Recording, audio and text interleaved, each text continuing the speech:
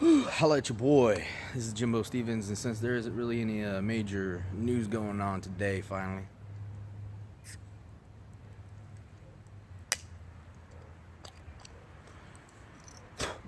I thought it'd be best to talk about something I always get asked about all the time, and that is who should I draft? Who is going to be the next guy? Who's going to be it? Well, in order to better answer that question, let me give you guys a piece of advice. These are the top 5 teams that you should not be drafting any offensive player from, with the exception of maybe one, and that is the caveat here, is that if there's any intrigue for a player to blow up, it's going to be one player, and that player it's all going to be based on talent, and you could just go ahead and make your decision based on that, because I trust you guys to make your decision based on that. So here it is. Here are the top 5 teams that you should not be drafting an offensive player from. At number 5, it's going to be. God damn, this whole list is fucking horrible. All these players. At number 5, ugh. You know what? They're all equally terrible. So I'm not even gonna rank them one to 5, as one being actually there is one that's the absolute. Now it's debatable. They're all terrible. They're all shit. The 5 teams that you should not be drafting offensive players from are the Bears, Niners, Rams, Browns, and the Jets. There's like the Jets absolutely have nobody on that team. Everyone says, "Oh, you should draft Bilal Powell as a sleeper pick." That's absolutely wrong. That's absolutely incorrect. And if you get your information from there, you should stop getting your information from that place. You should get your information from me, because Bilal Powell fucking sucks. If he was any good over his 7-8 year career, he would have blew up a long time ago. He's not a sleeper pick. He's a snooze pick. You hit the snooze button on that motherfucker and let him pass, okay? Don't draft that motherfucker. Aside from Enunwa now being out from the season, there's absolutely nobody on that team worth drafting at all.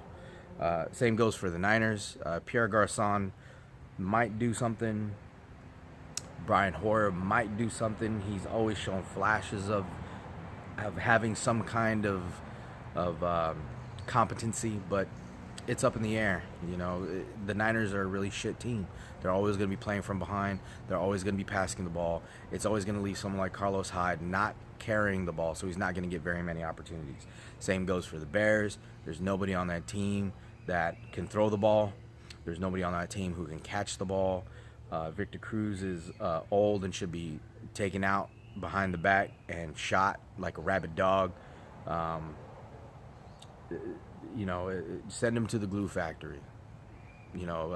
Jordan Howard might be the only bright spot on that team, but that's about it. You're only hoping, you're only grasping for straws at that point. Same goes for the Rams. Everybody sucks on the Rams. Everybody's fucking terrible. The only person who had any kind of competency was Todd Gurley, and he suffered a sophomore slump, mostly because of his team, so I don't put that much on him, but hey, it's still the Rams. Todd Gurley's got his work cut out for him, so your safest bet is not draft him. And then you got the Cleveland Browns. I mean, what more can I say? It's the Cleveland Browns. Nobody in their right mind is going to draft a fucking player from the Cleveland Browns. This isn't 2007. This isn't 2008, where your hopes for somebody like Braylon Edwards is going to come out of nowhere, or you got Derek Anderson throwing him the ball, and then you got, you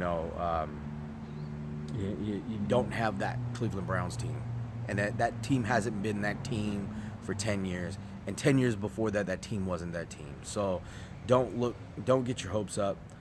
For some reason, anybody who goes to Cleveland ends up failing, and that's not anybody's fault but that team. It's not the city's fault. It's not the fans' fault. They want answers, and their answers need to come this year. So those are the 5 teams you should not be drafting any offense from, at least in the first 6 rounds. Now, when it comes to round 6, if you want to reach and you're thinking about drafting a kicker, draft one of those guys. because you shouldn't be drafting a kicker at all in any league. Anything after round 5, round 6 is a little sketchy. It's a gray area. If you want to reach and you like the guy, go ahead and reach. But rounds 1, 2, and 3, round 4, no, don't draft those guys. And they're not sleeper picks. They're reach picks. That's what I call them. The grasping for straws picks. They're not sleeper picks. They're snooze button picks.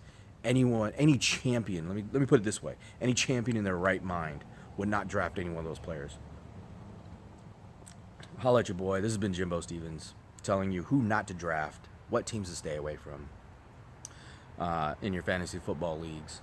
So go ahead and hit that like, comment. Let me know your thoughts about those teams. Let me know your thoughts about the offenses on those teams. Would you draft those guys? Would you not draft those guys? So like, comment, subscribe. Hit that bell icon to get notifications because these videos are pumping out every single day. Other than that, until the next video, I'm going to talk about more fantasy football stuff. So that's it.